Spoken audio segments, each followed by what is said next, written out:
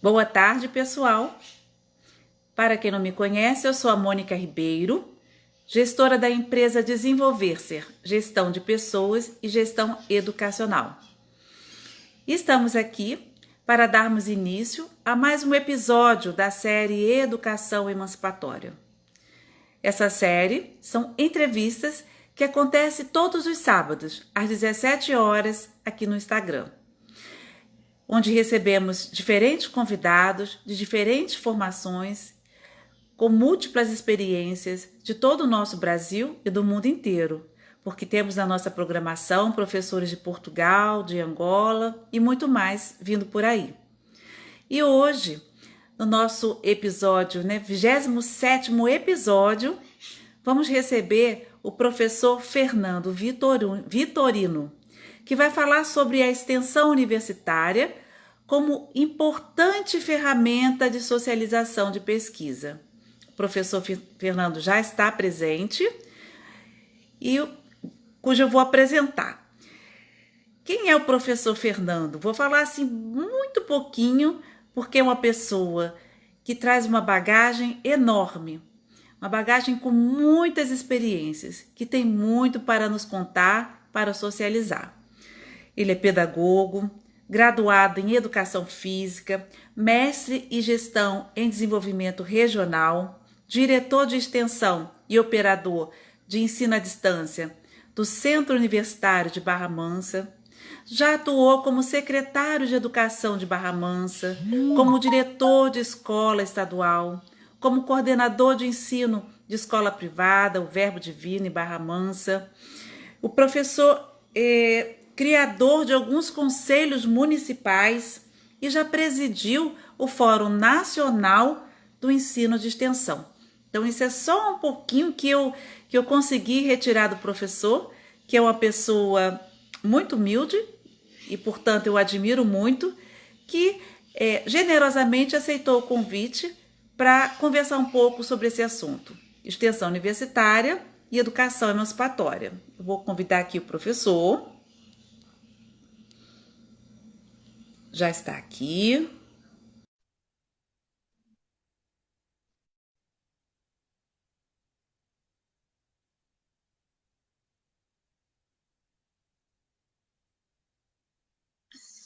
Já está chegando aqui o nosso convidado de hoje. Boa tarde a todos, boa tarde a todas, a todas que estão chegando.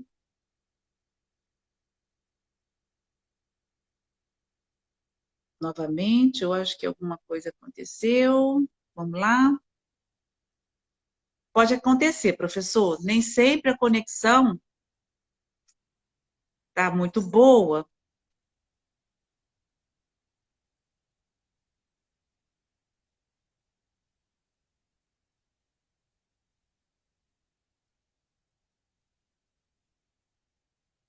Um pouquinho de paciência. A gente recebe o nosso convidado de hoje, do 27º episódio. Ele não está conseguindo entrar. Vamos tentar entender aqui por quê. Estou te convidando novamente, professor. Pode ser questão de conexão. Boa tarde, queridos alunos do BM. Boa tarde, Acho que professor. agora, acho que agora foi, né? Boa É, tarde. boa tarde. É assim mesmo, professor. Nós dependemos da conexão.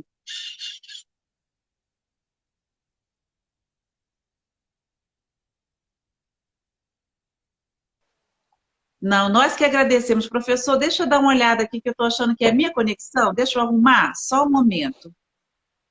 Sim. Peraí, eu não posso te remover. Não sei se é minha conexão.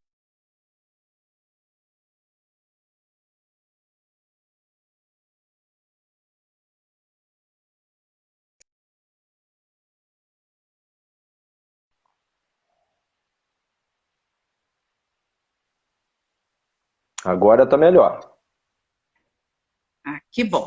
Então, seja bem-vindo à série Educação Emancipatória, essa série que o senhor já Obrigado. conhece. Boa tarde a todos que estão chegando. Temos vários alunos aqui do BM, várias pessoas que são seus admiradores, enquanto profissional, enquanto pessoa. Então, desde já eu agradeço essa especial participação, professor. Né, tomar o seu tempo, o seu precioso tempo, né, no final de semana, para Que isso. conversarmos um pouco sobre educação É, emancipatória. eu que agradeço, professora Mônica, a possibilidade, né? Não tem jeito, você só me chama de professor de senhor mesmo, né? Não que eu queira parecer mais jovem, não é isso não, mas é porque eu não estou acostumado com isso não, tá? Mas, poxa, eu que agradeço, para mim não tem nada de precioso tempo a gente falar sobre educação e a gente está no meio de pessoas boas, né? Eu costumo usar sempre esse termo da corrente do bem, né? Do pessoal da corrente do bem. Isso é muito bom sempre estar aqui. É um prazer muito grande, tá? Uma alegria muito grande. Fico muito lisonjeado pelo seu convite, tá? E pela participação dos colegas que estão aí também. Muito obrigado, tá? Imagina, com toda essa sua bagagem, com toda essa sua experiência admirável, e principalmente aqui, né, que é o nosso tema de hoje, sobre extensão universitária, cujo o senhor já até presidiu um fórum nacional, né, de ensino de extensão. Eu gostaria que o senhor começasse a nossa conversa, né, explicando aqui para os nossos interlocutores por que o senhor costuma dizer que a extensão é o começo de tudo. Essa é uma frase sua, né? Então, por É, que a extensão é o começo de tudo? Na verdade, o que será, né?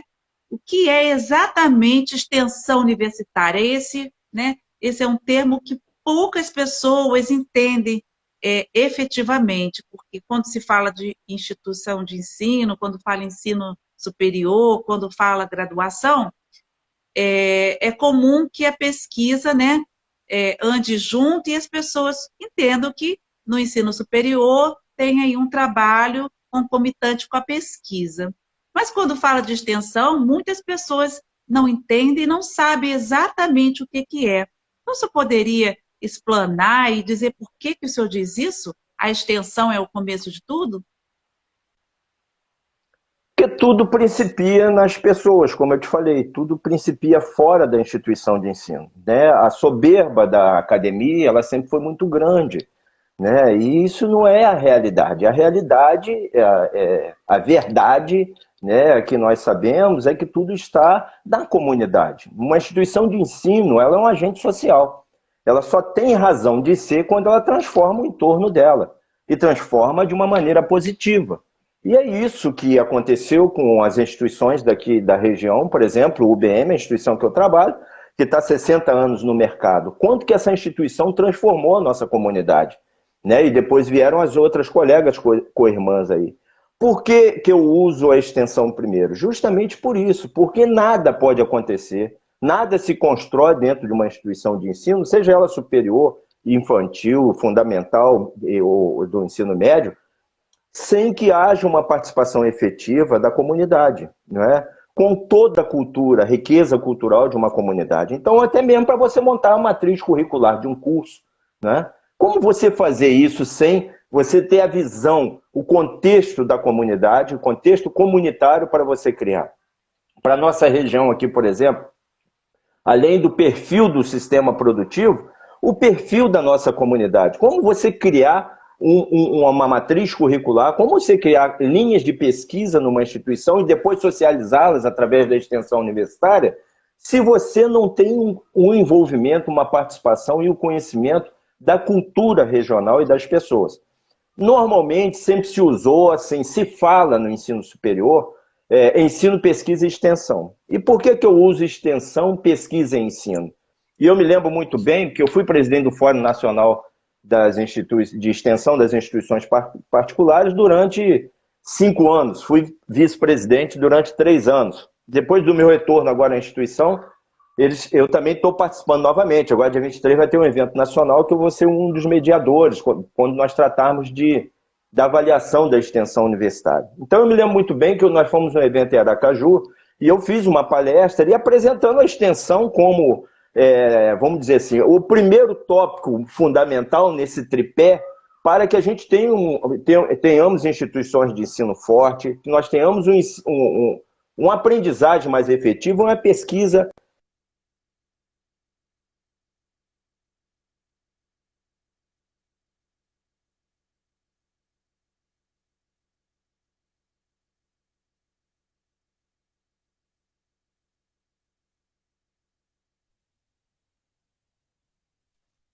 A conexão do professor não está muito boa, mas a gente aguarda porque já já ele volta. Estamos gostando muito de ouvir, né? Para quem chegou agora, boa tarde. A pergunta que eu fiz para o professor, por que que ele gosta de falar que a extensão é o começo de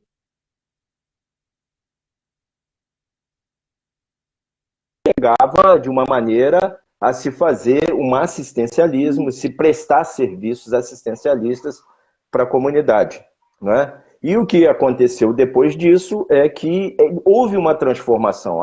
Hoje nós temos uma parte assistencialista, sim, mas a extensão universitária, o papel dela hoje é transformar a comunidade por meio de projetos específicos, por relacionamento com a comunidade, relacionamento com o setor produtivo. Eu costumo citar a hélice tripla, né?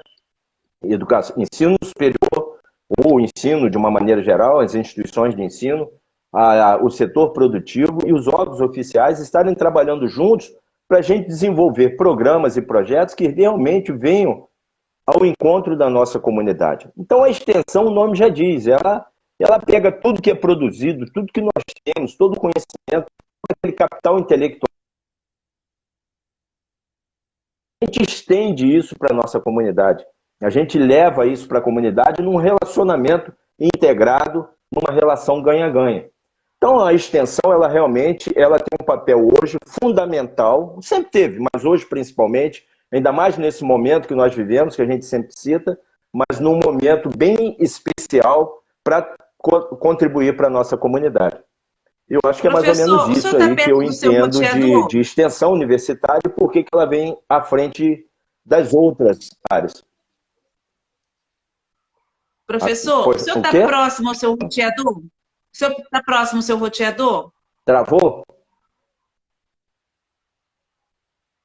Porque não sei se é a sua Me conexão, parece se que é tem uma minha, travada no seu hoje que áudio, não está no seu boa, a vídeo sua para mim aí. conexão está caindo.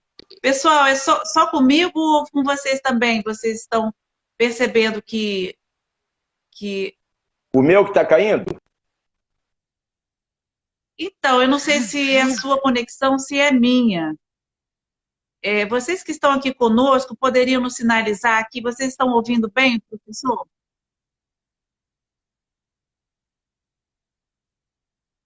Só um momento, por favor, que o professor está mudando de ambiente para ver se a conexão dele melhora. Melhorou Só um agora, pouquinho de gente? paciência. Melhorou, professor? Melhorou.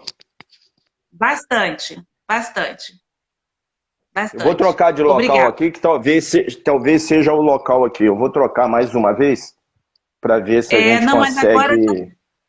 agora está boa a sua conexão. Melhorou agora? Está caindo um pouco ainda.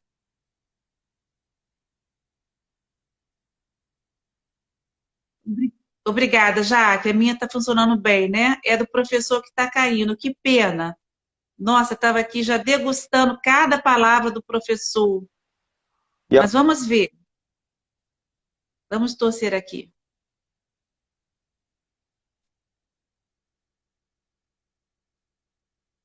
Professor, sua conexão está caindo, tá? A gente está aguardando.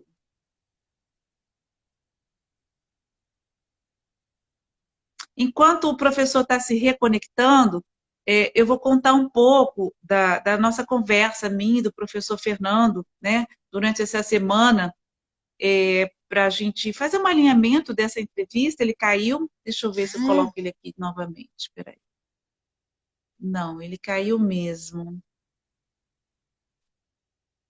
E nós estávamos conversando um pouco, ele deve estar voltando, sobre a questão da quantidade, né, de universidades. Aqui, está voltando, professor.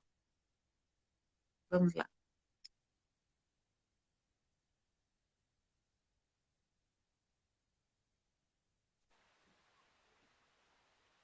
Oi, professor. que luta, hein? Desculpa, gente, eu não sei o que está acontecendo. Não é normal acontecer isso, não, tá? Não, tudo bem, professor. Acontece com todos, com todos. Se eu estava falando tão bem aqui, eu estava degustando cada palavra sua. sobre a importância, a função da universidade para a comunidade que ela está inserida.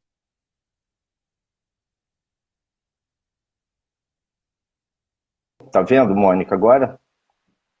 Sim. Vamos Desculpa, tentar mais de uma vez. novo? Vamos tentar de novo, vamos Sim. lá. Vamos lá. O senhor estava contando aqui conversando conosco sobre a função social da universidade e o papel da extensão nessa função social. Então, o que eu estava dizendo, né? Instituições de ensino, seja superior ou não, elas são agentes sociais significativos, de mudanças, né? De transformação. Né? Essa é a essência, a instituição não pode perder essa essência. Uma instituição que não dialoga com a sua comunidade, que não está envolvida com a sua comunidade nos diferentes assuntos pertinentes à melhoria para a cidadania, para a qualidade de vida, saúde, etc., ela não tem razão de existir. Por isso que existem se perdem e acabam, ou tem um grande desenvolvimento, porque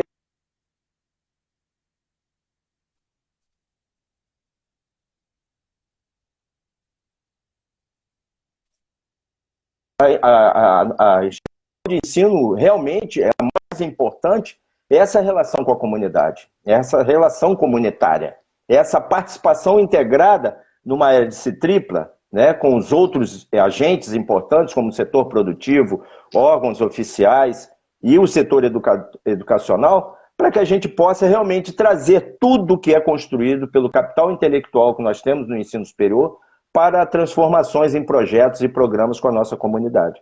Então, a extensão universitária ela é fundamental nisso. Ela dialoga, ela tem que estar próximo a esses agentes da nossa comunidade. E não é agente importante, não, a qualquer um. A gente recebe no UBM pessoas, né, simples, que às vezes chegam lá com projetos extraordinários. Essa semana eu recebi um telefonema de uma mensagem de uma aluna do curso de psicologia, falando sobre a possibilidade de um projeto de acolhimento dos alunos novos, dos profissionais novos. Então, o saber está em diferentes locais, em diferentes pessoas, né? E a gente tem que aproveitar isso de uma maneira bem positiva e transformar isso em ações que venham contribuir para o crescimento das pessoas e para o desenvolvimento humano. Foi o que eu disse ontem para você, né? Antes de qualquer CNPJ, a gente tem um CPF, né? O mais importante são as pessoas, né? E o nosso trabalho está voltado para isso, e a extensão tem um foco muito grande nisso.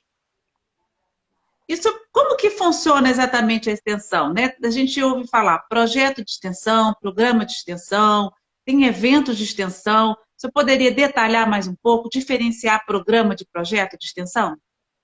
Sim, nós temos um portfólio anual, né, que por meio dele nós temos um calendário de eventos, vamos dizer assim, que são aqueles eventos com semanas jurídicas e outras iniciativas dessa maneira, né, palestras, colóquios, eventos que venham contribuir para a formação, para a graduação do jovem, né, e para a nossa comunidade também. Quando a gente leva lá alguém, nós já tivemos eventos grandes e menores no UBM que realmente trouxeram grande contribuição para a comunidade. Por exemplo, nós tivemos um evento aqui com o Maurício de Souza, veio dar uma palestra para nós aqui, que nós tivemos 2.000 pessoas dentro da quadra do Verbo Divino e mais 2.000 do lado de fora, para conhecer a experiência dele. E isso é importante também. Mas tivemos palestras simples para 10, 15 pessoas também lá, que trouxeram uma contribuição fantástica. Então, esses são os eventos de extensão que fazem parte do nosso portfólio também. Nós temos os programas de extensão, né, que eles são divididos em programas, né, são divididos por áreas de conhecimento, né, e os programas são aqueles temas com eixos temáticos. E abaixo deles nós temos ali diferentes projetos.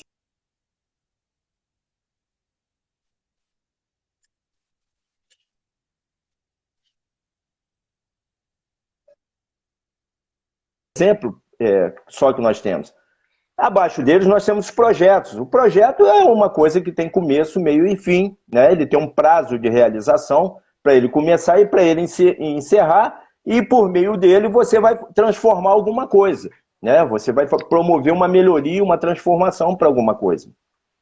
Temos as atividades, né, de extensão, que elas acontecem diariamente, uma atividade ou outra que você possa promover, seja ela interna ou externamente, né? Então, basicamente, nós dividimos em eventos, né? Em programas e projetos, né? Um do projeto legal é esse projeto que você está à frente aí, né? Com o pessoal de psicologia, com os alunos, trabalhando a questão mental hoje, nesse momento de pandemia, né? Fora da Saúde mental. instituição, ontem, de saúde mental. Ontem a gente estava conversando até da possibilidade da gente fazer isso internamente também na nossa instituição, um trabalho dessa Sim. maneira. E nós temos também os cursos de extensão, cursos livres e curso de extensão. Quando é um curso de extensão, ele é um curso que tem um foco em alguma disciplina ou em algum assunto que ele é desenvolvido dentro de sala de aula pelos professores.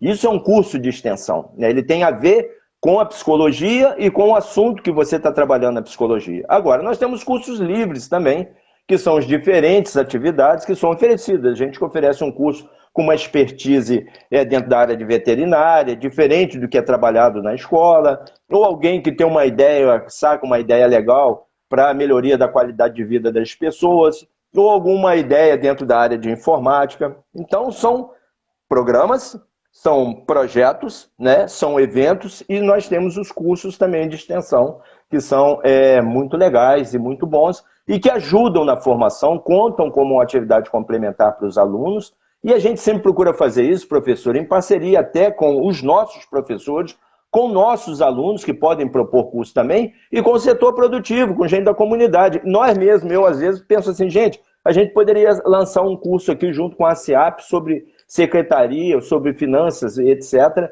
né, sobre um Excel avançado que vai contribuir de uma maneira ou de outra para uma pessoa. E a gente vai e propõe isso, e a gente sempre faz, e é muito legal, porque ajuda as pessoas a melhorarem a sua qualidade no trabalho, no seu dia a dia. Então, a extensão universitária, um programa, né, um portfólio de programas, eles compõem desses assuntos que eu falei para você. E a gente tem um trabalho muito grande no UBM, né? A Valesca, principalmente, está lá junto comigo há muito tempo, a Valesca Portela, foi estagiária de Educação Física do UBM, e depois foi lá, está comigo esse tempo todo. Inclusive faz parte do fórum também nacional.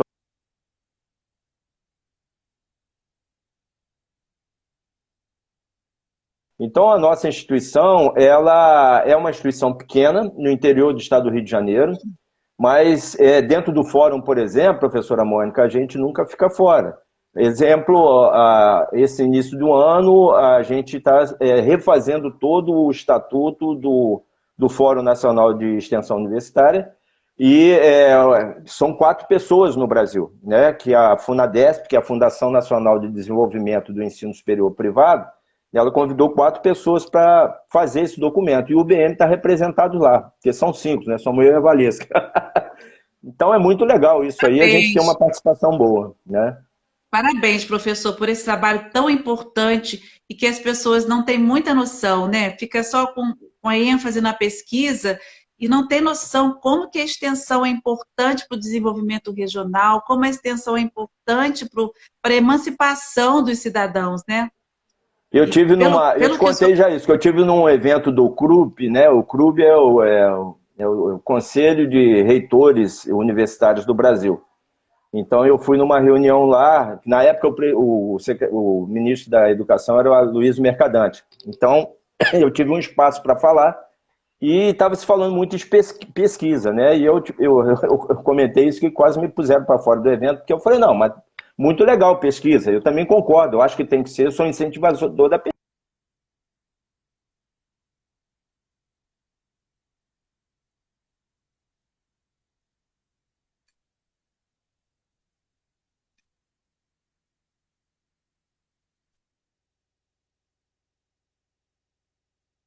que ela tem aplicabilidade na Sim. transformação do cotidiano das pessoas, né? Que ela faça o nosso país melhor. Né? Hoje, em inúmeros países, né, nesse mundo afora aí, muita transformação tem acontecido por conta da pesquisa, mas uma pesquisa aplicável, uma pesquisa que ela vem por Uhum. meio da extensão universitária, ela é sociabilizada. Então, a sociabilização da pesquisa é um assunto fundamental. E aí, quando eu toquei esse assunto lá, os pesquisadores que estavam presentes, a gente que ganha, às vezes, um dinheirinho bom, fazendo pesquisa para escrever, só papers, o pessoal ficou bravo comigo. Não, o que você está dizendo? Isso é uma besteira muito grande. Mas hoje isso é uma realidade. né? Hoje isso é uma realidade e isso já acontece muito.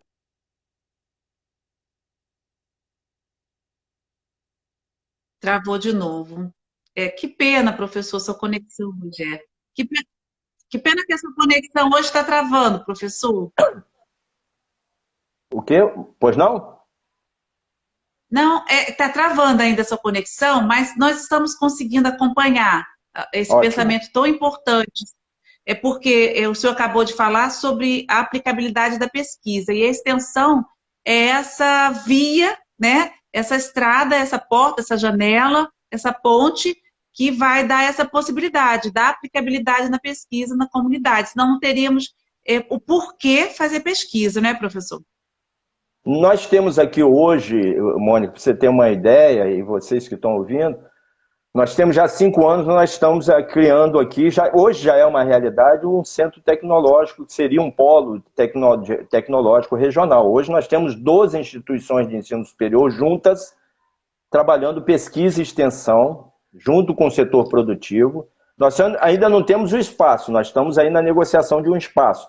Mas isso virtualmente, nós já temos um ambiente virtual em que as demandas das indústrias, do comércio, elas chegam e nós temos um grupo, um time de inovação, a gente trabalha para desenvolver projetos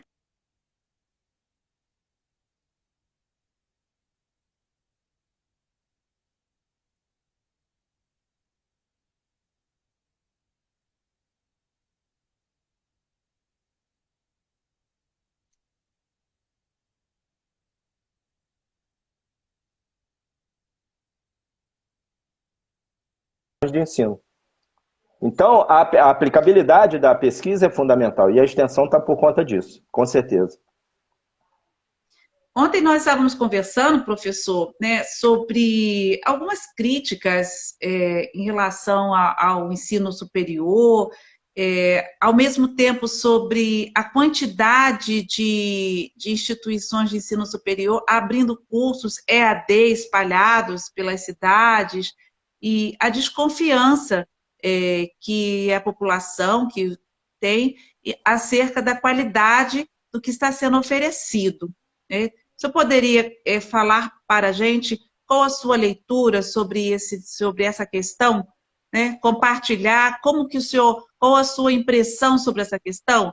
Ou seja, quantidades de cursos, inclusive existe também uma, uma dificuldade de aceitação dos cursos EAD, né?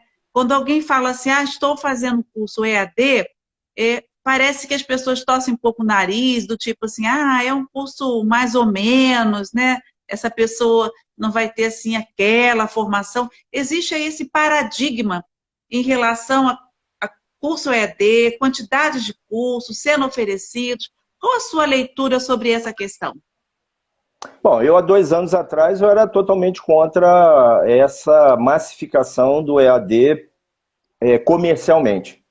E muitos cursos de pouca qualidade. Isso tem mesmo, né? Isso aí não vamos mentir, não. Tem muita coisa ruim, muita coisa vagabunda, desculpe de eu falar assim, né? Que tem um objetivo comercial nisso aí, né? Muita gente ganhando dinheiro com isso aí, porque é uma lacuna, é uma oportunidade, é uma situação que chegou para ficar. Não só por conta dessa questão do Covid, né? Mas principalmente porque a vida das pessoas estão mudando, né? De alguma forma.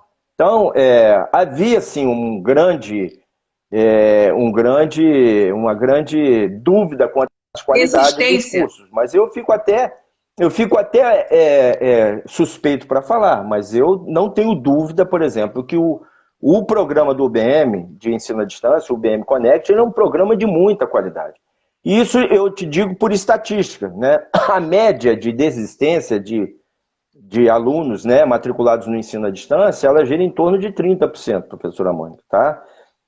Nesse programa do UBM, ela está em torno de 8 a 9%. Né? Então, existe muita coisa ruim, mas existem programas muito bons, do UBM e de outras instituições. Tá? Agora, nós não podemos perder a noção, né? E essa noção eu não tinha, e eu comecei a ter a partir do momento que eu entrei no programa, e pelo meu viés comunitário de que esse é um grande programa de acessibilidade ao ensino superior. Né? Eu dar um exemplo que eu falo para o pessoal que eu ouvi ontem. Eu estive numa cidade aqui em Arapeí, conversando com o prefeito sobre a possibilidade de um polo lá. Era uma cidade que mandava ônibus com alunos para cá, parou de mandar porque está sem condições, né? E outras situações. E ele falou para mim, Fernando, agora, esse é um exemplo. Eu tenho 2 rapazes, filhos de um pai fazendeiro, que são retireiros de leite, que têm um ensino médio e nunca puderam sair daqui para estudar. Agora eles vão ter um ensino superior. Isso é transformação de vidas. Isso é acessibilidade. Outro exemplo que eu te dei é um cadeirante. As nossas cidades elas não são inclusivas. Como que um cadeirante faz para chegar? E olha que o UBM tem um núcleo de educação inclusiva lá, muito bom. Mas como que faz um cadeirante para pegar um ônibus aqui na colônia Santo Antônio e ir até o centro da cidade e depois chegar ao UBM? Então ele pode fazer o ensino à distância dele, sim, ele pode ter a graduação dele, a pós-graduação dele, por meio do ambiente virtual. Então, nesse contexto que nós estamos vivendo, gente, o ensino à distância de qualidade, né, o ensino à distância sério, ele tem um grande viés de acessibilidade, de transformação de vidas. Um garoto aqui de Rialto, um garoto do interior de uma fazenda, de Piraí, né, mais afastado, ele vai poder fazer um curso superior, coisa que antigamente muita gente não podia, ou tinha que se deslocar horas para vir para cá. Eu me lembro, quando eu dava aula no curso de Educação Física daqui de Barra Mansa, que eu tinha um rapaz que ele trabalhava numa pastelaria, ele era pasteleiro, ele trabalhava o dia inteiro. Ele chegava lá, ele vinha de Volta Redonda, chegava às 19 horas lá no campus para ter aula, ele dormia, professora, porque de tão cansado que ele estava. Tá? Então, um cara desse, ele pode ir para a casa dele e fazer um curso à distância. Então, nós temos realmente a possibilidade de promover uma acessibilidade e oferecer cursos de qualidade. E eu não tenho dúvida que as instituições que vão sobreviver nesse contexto são aquelas que vão trabalhar com qualidade, né? Com trabalho sério. O UBM está com...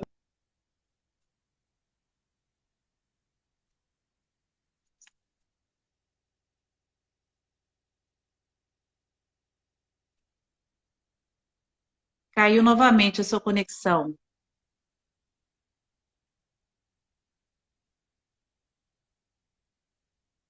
Que pena. Mas não tem problema não. A gente volta no outro momento com o professor. Oi. Tá É ouvindo? porque Deu caiu uma caída de novamente. novo? É, Então, você estava falando que a UBM tem quantos cursos?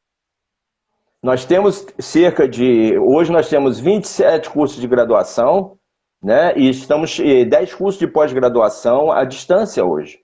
Então é um trabalho que de qualidade, a equipe acadêmica fez um trabalho excelente, também do NEAD lá, do Núcleo de Ensino à Distância, e nós estamos promovendo realmente transformação de vidas. Eu nunca vou abrir um polo numa cidade ou conversar com uma pessoa, esse é o meu papel, é o meu trabalho também, em que eu apresento uma situação comercial. É óbvio que nós hoje temos que sobreviver.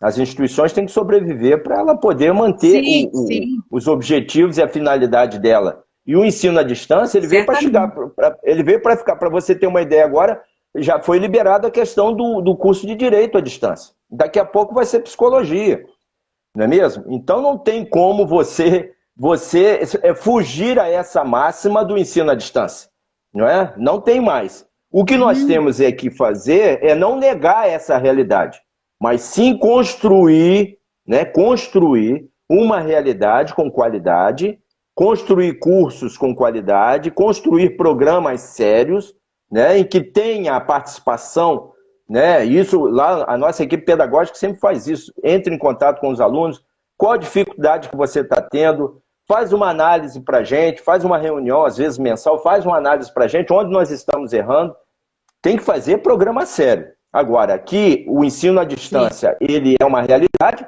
isso é no mundo inteiro, e no Brasil não vai ser diferente. Não é? Agora, programas sérios são necessários. Programas honestos são necessários.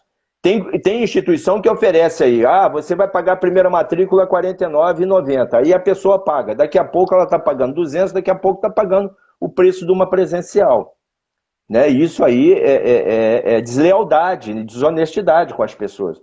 Né? O nosso programa é um programa, ele é muito lúdico, muito interativo, vale a pena, as pessoas que têm participado têm gostado, né? Eu tenho até uma conhecida que está trabalhando num polo que faz curso numa outra instituição e ela está impressionada com a qualidade do nosso. Então, o ensino à distância, híbrido, seja híbrido, remoto, totalmente à distância, gente, isso aí é a nossa realidade, esse não é o futuro, esse é o presente. E vamos partir para dentro com qualidade e com a certeza de que nós vamos fazer um grande trabalho no desenvolvimento desse projeto aí, desse programa. Exato, professor. Essa semana eu estava com meus alunos numa aula de gestão de pessoas, discutindo o futuro do RH, o futuro do trabalho. Um debate muito interessante. E é lógico que a tecnologia aparece o tempo todo nessas questões, né? Futuro do trabalho, futuro do RH. E algumas pessoas ainda se perguntam se a tecnologia ela é boa, se não é boa, se é favorável, se é desfavorável. Então, eu comentei com meus alunos, olha, a gente tem que mudar a pergunta. Não dá mais para a gente perguntar se a tecnologia é boa ou se ela não é para a nossa vida. Ela veio para ficar. A pergunta é como fazer da tecnologia nossa aliada para que a construção de conhecimento tenha qualidade, como nós estamos aqui, né, conversando, mesmo que a conexão não esteja muito boa, mas está aqui possibilitando esse grupo de pessoas, eu, o senhor, os interlocutores. Então, a pergunta não é, aceitamos ou não aceitamos a tecnologia? Essa pergunta já passou. A pergunta é Sim. Como fazer da tecnologia nossa aliada, como transformar ela em algo que possa dar qualidade para aquilo que a gente está fazendo. E eu, como professora universitária, que tem já 1 ano, né, de ensino remoto, eu posso afirmar, se tiver algum aluno meu aqui, pode me ajudar. É possível fazer um trabalho de qualidade. É lógico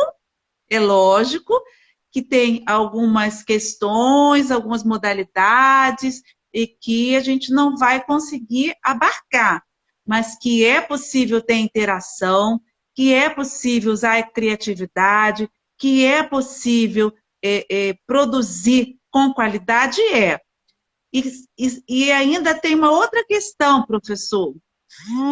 Mas os alunos colam na avaliação. Então está na hora de repensarmos como que nós estamos avaliando. Perfeitamente. O senhor não concorda? Perfeitamente. Os alunos ainda colam. Daqui a pouco não vai ser assim dessa maneira. Nós vamos ter algumas metodologias, algumas situações, estratégias de avaliação e que elas vão ser diferenciadas, né? A gente não pode perder o caráter humanizador das coisas, né? Chegou, o ensino híbrido, o ensino à distância chegou. Vamos fazer isso de uma maneira que nos torne mais próximos e não que nos afaste, né? Nós fizemos um evento do direito outro dia. Se a gente fizesse a palestra no salão, cabeleireiro ia no máximo hoje 40 pessoas, por conta da pandemia, não é? Assistiram num dia 1.200 pessoas. Olha como que a gente conseguiu levar uma mensagem para um número grande de pessoas, e pessoas que estavam ali paradas, sentadas, assistindo uma coisa com a mesma intuição. Então, longe de mim quem sou eu, mas quando Jesus falava, né? Quando 1 ou 2 estiverem reunidos no meu nome, eu estarei presente ali. Quando pessoas de bem estão juntas fazendo alguma coisa, estejam elas presentes ou não, mas que estejam na mesma finalidade, com a mesma cabeça, né? Com a mesma intenção, que é uma intenção humanizatória, que é uma intenção voltada para o bem, isso tem a sua vantagem. Agora, imagine se nós não tivéssemos os recursos tecnológicos hoje e tivesse batido uma pandemia dessa aí. Como que ficariam as aulas? Como ficaria? Estaria tudo parado, né, professor? A possibilidade.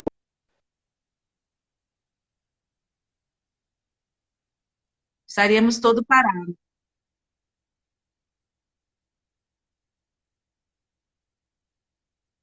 Um meio para que a gente possa continuar construindo, continuar desenvolvendo, continuar praticando e realizando, vamos criar oportunidades em cima disso e não negar simplesmente, né? É aquela história, a gente encontra um muro na frente da gente, né? Fala, não, eu vou voltar daqui. Não, pera lá, deixa eu olhar, deixa eu observar. Às vezes eu consigo escalar ou eu dou a volta nele. Eu tenho uma frase que eu gosto muito de usar, que os grandes navegadores devem a sua fama às grandes tempestades, não é mesmo? E é o que a gente está passando aqui Sim, agora. A gente está com uma coisa que a gente pode fazer disso uma grande tempestade ou pode fazer uma grande oportunidade. E o ensino à pois é. distância, a utilização de ambientes virtuais para uma série de coisas, seja para consulta de psicologia, para consulta médica, para operações, né? Operações clínicas, ou seja, para uma aula, isso é uma coisa muito boa de poder se utilizar e de poder se fazer. E não negar simplesmente, ah, não, eu sou das antigas. Né? Isso aconteceu quando veio.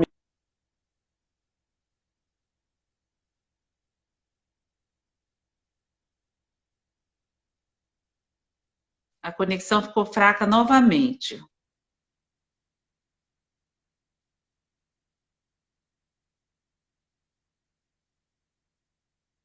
Tentando utilizar da melhor maneira possível.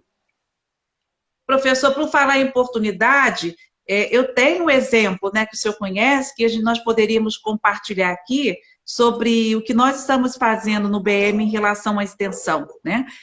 No começo do ano, no meu primeiro dia de aula com a turma do nono período de gestão de pessoas, eu gosto de começar as aulas conversando com esses alunos, independente de se eles estão com a câmera aberta ou não.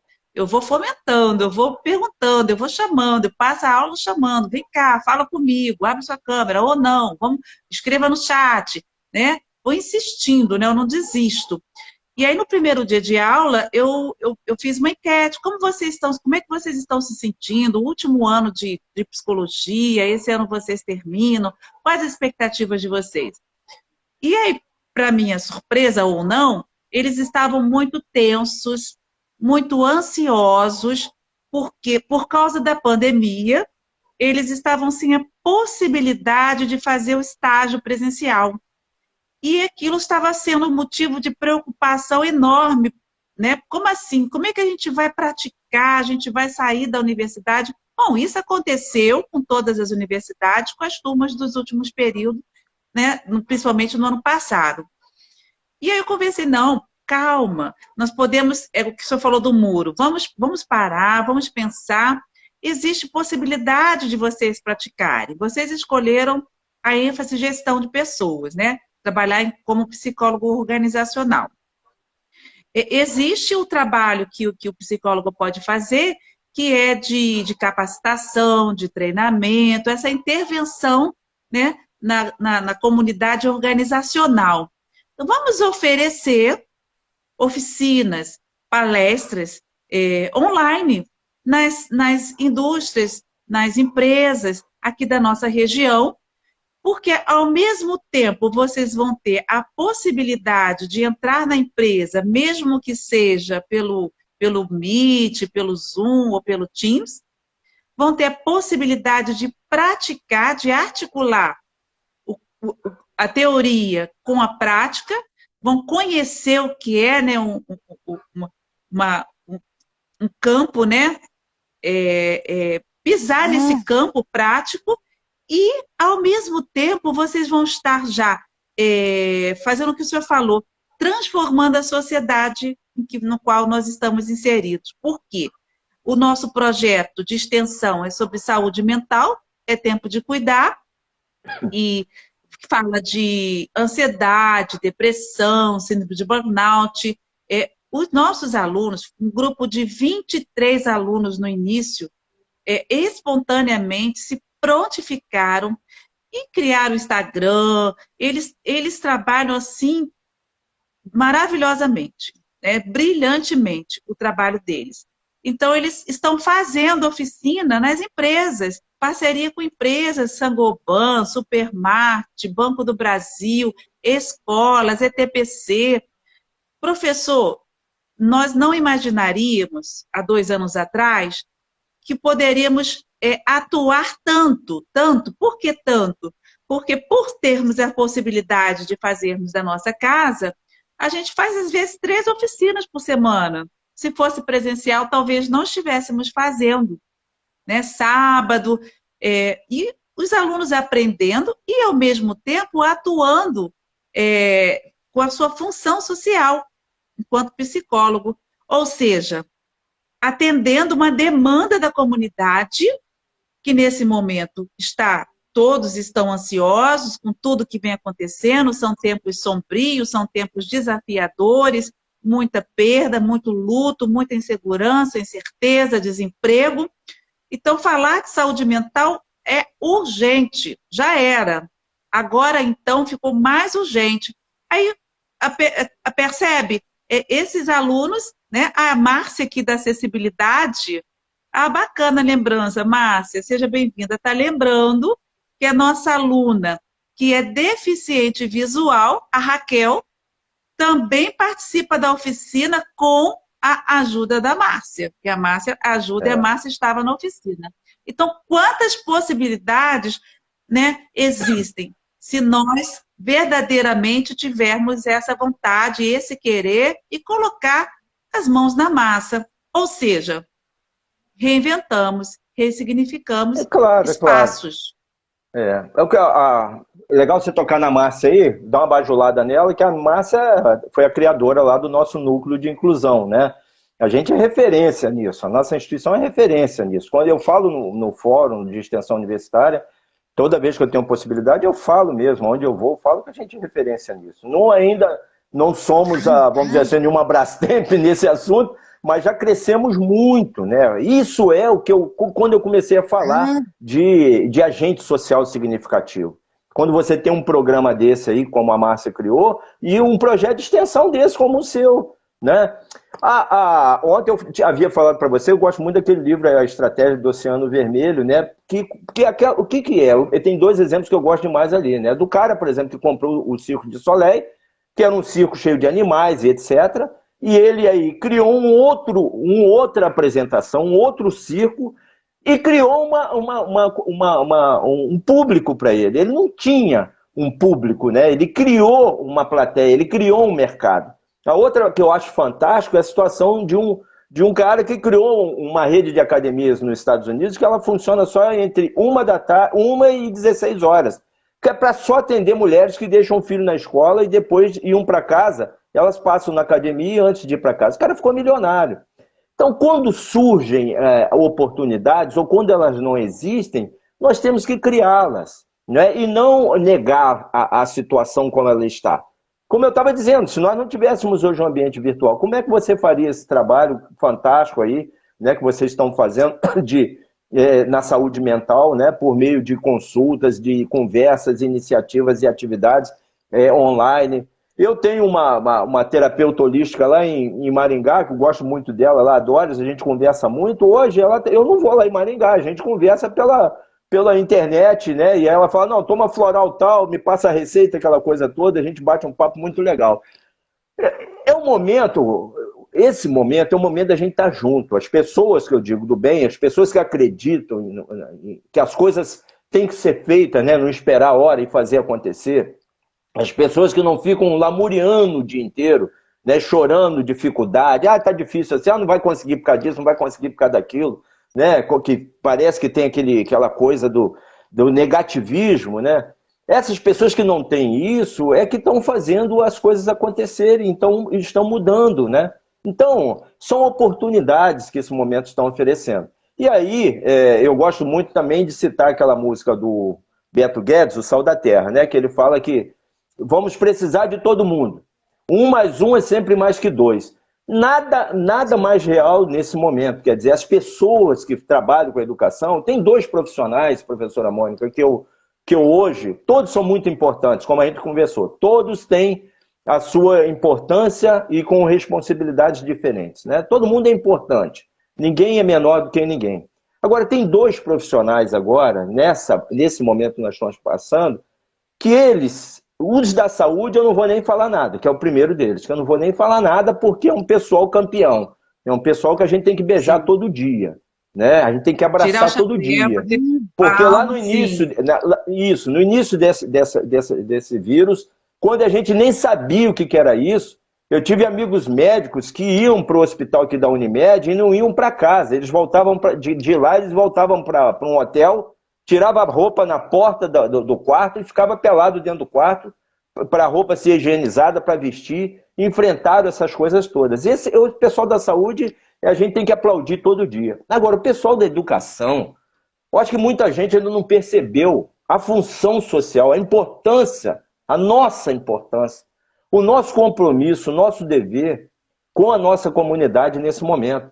Porque essas crianças vão voltar, e não vão voltar só as crianças, não vão voltar só os adultos para a sala de aula, seja no ambiente físico, presencial, seja no remoto. Estão voltando, são famílias inteiras. Famílias despedaçadas, como você falou aí, por perdas ou por problemas psicossociais. Então, não tem essa conversa que tudo cai nas costas do professor, não. Agora, a gente não tem que deixar cair nas costas. Agora, nós temos que trazer mesmo para o nosso colo e enfrentar isso, porque nós vamos ter que transformar muita coisa, nós vamos ter que contribuir muito para a nossa comunidade, para o ser humano, para as pessoas, para que a gente possa ter uma caminhada mais tranquila, não é, do que tem acontecido. Então, o profissional de educação, o profissional de saúde, eles são fundamentais. Eu, às vezes, desculpa, algumas pessoas podem não concordar com isso, mas eu até eu fico assim triste com alguns colegas que estão realmente, não é questão de voltar para a sala de aula, não estou dizendo isso, mas é a questão de estar à frente de alguma iniciativa. Se a gente não vai voltar para a sala de aula, o que nós vamos fazer para que a gente possa ajudar a nossa comunidade? Porque senão a gente perdeu aquela chama que a gente tinha no peito quando a gente entrou para ser professor. Não é? A gente perdeu aquele senso, aquele juramento que nós fizemos, né? Da nossa missão como profissional de educação, de contribuir para o bem-estar e para a transformação das pessoas, né? Então, é um momento de oportunidade, não um momento de nós nos afastarmos. Mas como o Beto Guedes falou, 1 mais 1 é sempre mais que 2, né? Vamos ficar cada vez mais juntos, todos nós, nesse trabalho aí. E o trabalho das instituições de ensino são fundamentais, e cada um é importante disso, né? Eu lá no UBM eu costumo dizer que ou o reitor ou a pessoa que faz a nossa limpeza, eles têm a mesma importância, mas com responsabilidade diferente. Eu não sou mais do que ninguém, o reitor não é mais do que eu sou. Não, a gente está ali, cada um com a sua missão, né? E citando agora um dos meus grandes guias, que é o Gonzaguinha, né? Tudo principia na própria pessoa. Então, a gente não dá o que a gente não tem também, né? O que está aqui dentro da gente que a gente tem que pôr para fora e tem que ser o melhor. Né? Ninguém dá o que não tem, né? A gente só dá de presente o que a gente tem, né? Mas eu não vou falar muito não, porque eu falo demais. Você já percebeu que eu falo demais, né? E ainda mais, professora, quando o Flamengo está numa fase de ganhar demais, aí eu falo mais, que eu fico eufórico, aí eu falo mais ainda. Mais alguma coisa em comum, professor? Mais alguma coisa em comum, hein? Essa admiração aí pelo Mengão. Professor, que pena que a gente está terminando. Passou tão rápido, mas vai ficar gravado. Nós temos um aluno que se prontificou também a editar esse vídeo para colocar em outros canais, que, né, eu e Ian, aluno de psicologia. Professor, falar em emancipação é tão apaixonante quando a gente percebe que a gente pode ser esse agente transformador, que a gente pode ser esse professor, esse amigo, esse reitor, esse coordenador, essa pessoa que promove, né, autonomia, né, seja do filho, seja do aluno, seja do amigo, seja do secretário. Então, é tão gratificante. Eu tenho percebido, eu tenho vivenciado, né, eu tenho tido o privilégio de perceber, professor, uma evolução dos meus alunos em um semestre por causa desse trabalho de oficinas, de projetos de extensão, e sem conhecer nenhum pessoalmente, porque eu entrei na instituição quando já estávamos na pandemia. Eu fui entrevistada, assim como nós estamos conversando hoje, para, né, a gente repensar nas possibilidades, sem conhecer esses alunos, como que o vínculo foi construído e evoluindo a cada dia, né? E perceber a emancipação, a autonomia, a autoestima, o amor próprio, porque uma pessoa emancipada, ela desenvolve o amor próprio, ela se torna mais saudável. Então, uma sociedade saudável, ela necessariamente precisa de pessoas autônomas e não dependentes, Perfeito. principalmente dependentes químicos, né, farmacológicos. Então, esse aluno Ian, ele falou, professora, nós fizemos uma oficina sábado passado com a Universidade Federal de Goiás, com os professores, alunos da graduação, do mestrado e do doutorado. E foi uma oficina muito rica. Aprendemos muito. E o Ian, né, e os outros dois também, João Marcelo, a Gracele, nós temos a Francine, a Amanda, eu não posso começar a falar, senão vou esquecer de alguém, isso é muito perigoso. A Dara, o Elias, a Carol, a Jéssica, a Yasmin, e aí, gente, são tantos alunos maravilhosos, brilhantes, que eu tenho meu coração tranquilo que vão sair psicólogos fazendo a diferença, e o Ian vira para mim e fala, professora, que foi aquilo, professora? Que oficina foi aquela? Nossa, olha, eu estou no 10º período. Esse foi o meu maior aprendizado. Essa Muito legal. vivência. Essa vivência. E você ouvir isso de um aluno e você depois entregar, pode fazer a oficina, eu vou ficar aqui só observando e observar tranquila, vendo eles fazendo, eles estão fazendo, eu estou só coordenando, supervisionando, impulsionando, motivando, mas eles estão fazendo. É um grupo de alunos que estão no último ano e motivou, porque eles estavam desmotivados por causa da pandemia. Emancipação é amor ao próximo. Emancipação era amor ao coletivo. É sonhar com uma sociedade mais justa, menos desigual. Sonhar e realizar, né, oportunidades, promover oportunidades. Então, professor, eu não quero ficar com a última palavra hoje, não. Eu quero deixar o senhor para finalizar a nossa conversa sobre emancipação. E aí eu vou citar Dom Helder Câmara, né? Dom Helder Câmara, ele dizia que ele... Sabe aquele fio que corre assim entre as pedras de um colar, né? Ou de uma pulseira, né? Ele falou que ele só queria ser isso na vida dele. Ser aquele fio que podia juntar as pedras, para que aquelas pedras se tornassem uma peça única. E eu acho que isso é muito da nossa vida de professor, de pessoas do bem. E eu costumo dizer, desculpe daí de eu ficar falando que eu sou uma pessoa do bem, que a gente é do bem, mas não é que o mal, tem o mal também lá, né? Mas de pessoas que querem construir, que querem fazer as coisas acontecerem, né? Então, a gente sempre, eu quando citei essa questão do negativismo, a gente ouve muito isso cotidianamente, né? Ah, não vai dar certo, não vai dar certo. Ah, não, isso não vai dar, não vai acontecer, o governo não presta, ah, fulano não presta, a instituição é ruim, ah, fulano não vai mudar, essas coisas todas. Isso aí é o menor, isso não interessa. Né?